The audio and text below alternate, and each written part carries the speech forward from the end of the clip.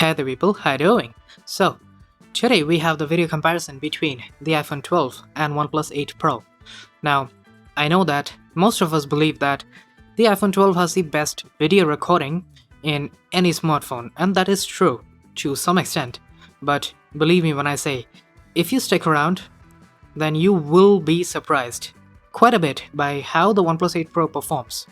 Because in some places it kinda disappointed me, in other places it almost concerned me, and I would say that end of the day, I was left impressed by how the OnePlus performed in terms of video, especially against an iPhone, that too the latest one. So with that said, let's get started with this because, oh boy, things are gonna get interesting. Alright, selfie video, and man, I am not in my room. As you can see, it's a different place. But anyways, wow, the sun is super bright, man. I can barely even look. Yeah, nonetheless, alright, so we have 1080p 30 on the OnePlus 8 Pro, and as it feels, it's kind of a smaller field of view. On the iPhone we have 4K 30, much better in my opinion. We can go up to 4K 60, but I think the dynamic range might suffer a little. We'll know soon enough. I'll do a 4K 60 as well. Alright, now we have 4K 60 going for the iPhone. The OnePlus 8 Pro, nothing special there. It's still 1080p 30. We can't go any higher. Kind of unfortunate, but it appears, at least on the viewfinder, that we have kind of worse dynamic range than even on the OnePlus, because I can see a lot of highlights blowing out. If maybe after processing the video or something, maybe it gets better. I'm not entirely sure, but nonetheless, 4K 60, it's not ideal because of the lack of dynamic range, and stabilization might also suffer. I'll let you guys know my thoughts on that as well. Alright, so for 4K 30 on the front camera, I think that the OnePlus is blowing out some highlights over there, and overall I do prefer how the iPhone looks. It has slightly better skin tones, the highlights are better preserved, so dynamic range is better. And of course there's the details, which, because the iPhone has 4K resolution, you do get better details on the iPhone as compared to the OnePlus 8 Pro. But when we go over to 4K 60, well, the stabilization is still alright, but the dynamic range is utterly horrible on the iPhone, because I don't think that iPhones in 4K 60 utilize all that high dynamic range processing that they do in 4K 30. Now let's move on to the main camera video, and here there is basically one difference that I can properly spot. The stabilization and all that, it's very similar, but in terms of the colors and contrast, the OnePlus 8 Pro does have a little bit more vibrance and a fair amount more contrast, and given the situation, I kinda like how the OnePlus does the higher contrast thing.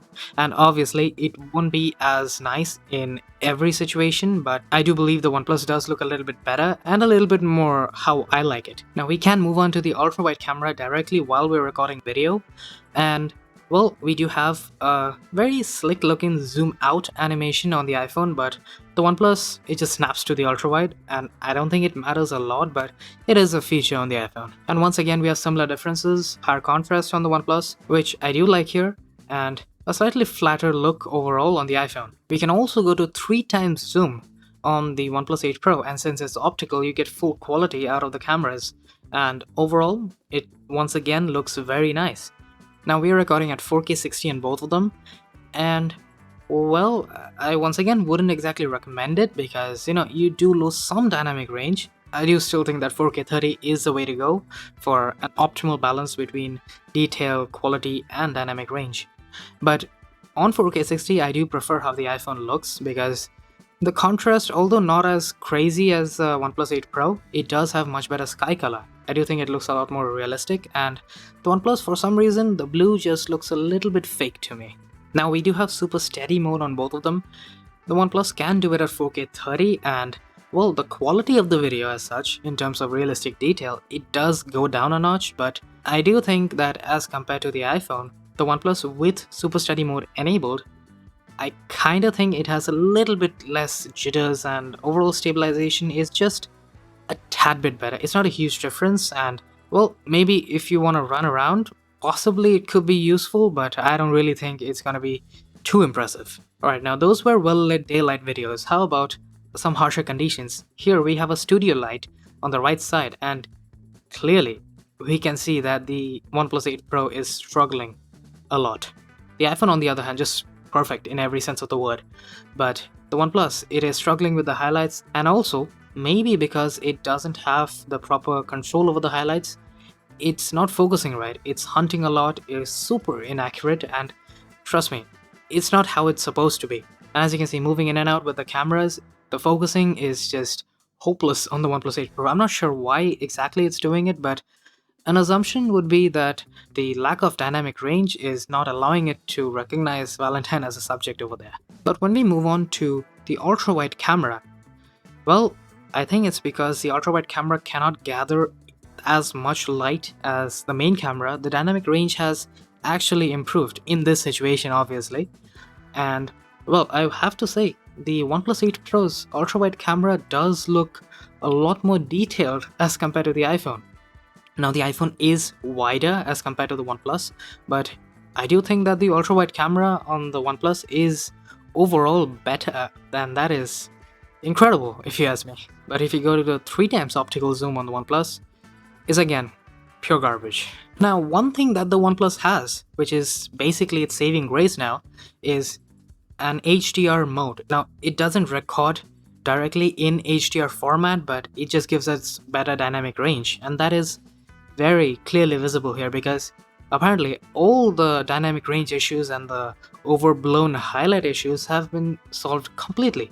When you have HDR mode enabled, you cannot switch over to the ultra-wide or the zoom camera, so you're stuck with the main camera. But even so, with the loss of versatility, the gain in quality is truly impressive. Also, the focusing problem seems to be solved. It's not inaccurate anymore, and it's not hunting even once. It's basically perfect.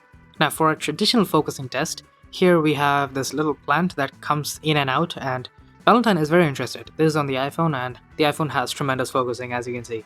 On the OnePlus, I would say that it's not as snappy as on the iPhone. It does take maybe like a split second longer, but it still focuses very accurately in the traditional tests. Alright, now we shall flip the script because this is a low light, backlit video, and the conditions are very harsh indeed. I don't think anyone will actually shoot video on a smartphone in these conditions, but nonetheless, I do think that these situations can particularly show which camera can be superior. So here, well, the OnePlus does have less noise as compared to the iPhone, which is incredible in my opinion, and I do think that it would have been my choice had the focusing not been tremendously horrible, because it's too inaccurate and it looks completely derpy. I mean, it's not nice. The ultra-wide camera, however, easily takes preference on the OnePlus for me.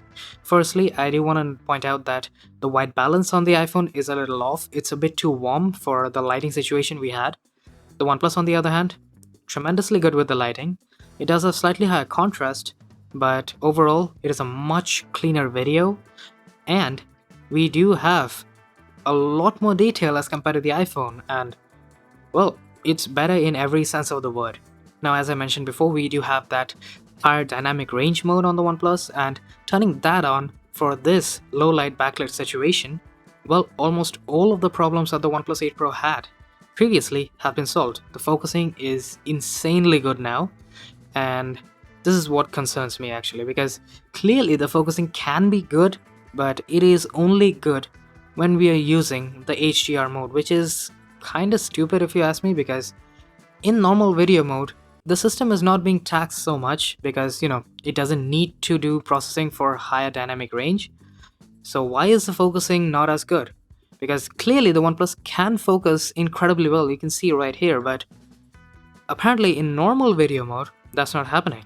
Now, the iPhone can do HDR recording as well, and this is native Dolby Vision HDR recording with 10-bit color, and that is nothing short of just beyond impressive, because that is a lot of color depth, and well, the quality of the video you can get is very, very good. And I obviously cannot show you Dolby Vision because probably the display you're watching it on won't support it, but this is converted to standard dynamic range on the iPhone, and this is basically as default as it can get.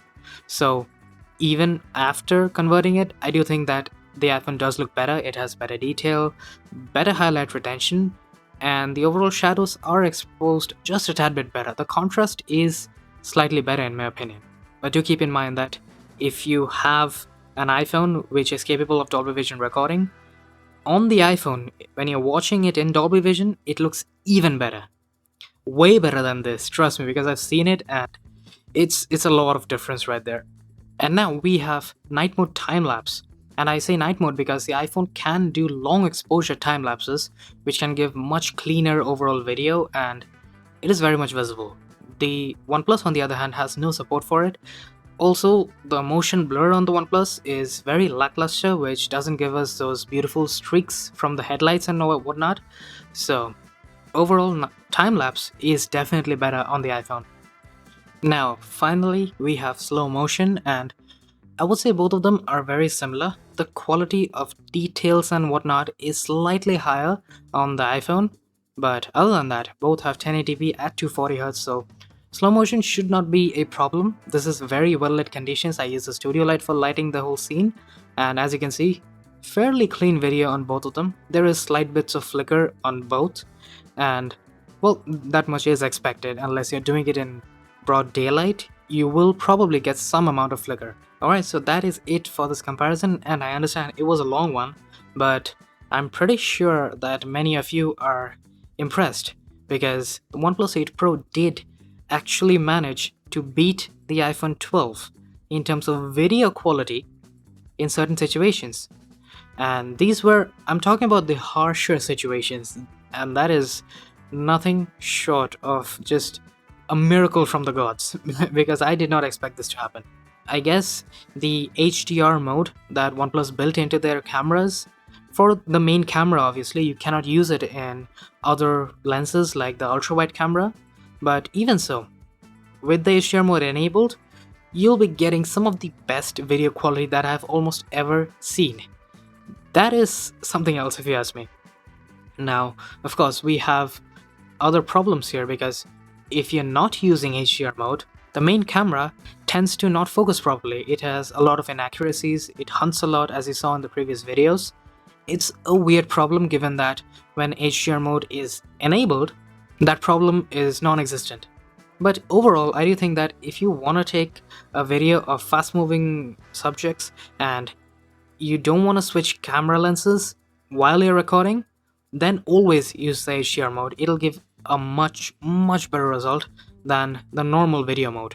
The iPhone, on the other hand, it was great as expected, but the fact that it fell short in certain situations, that is probably because of its older hardware that we have there. The sensor sizes have not really increased over almost like 2 generations, and overall I would say that the iPhone, had it had better sensor and better hardware overall, it would have done a better job. You know, the sensor size of the OnePlus 8 Pro is way bigger than the iPhone, so I guess that is why the OnePlus 8 Pro had lower noise in the low light videos and whatnot. Also, the OnePlus 8 Pro does have much better depth of field in the videos where the subject is smaller and closer to the camera. It's very clearly visible, and it looks very nice indeed. So yeah, overall the OnePlus did manage to impress me by quite a bit. I will talk about how the overall cameras are in the full comparison. It will be coming in shortly, so do stay tuned and do hit that subscribe button because that video, you don't want to miss out on that. So yeah, that is it for today. I hope you guys enjoyed. Do hit that like button and I will be seeing you guys later. Cheers.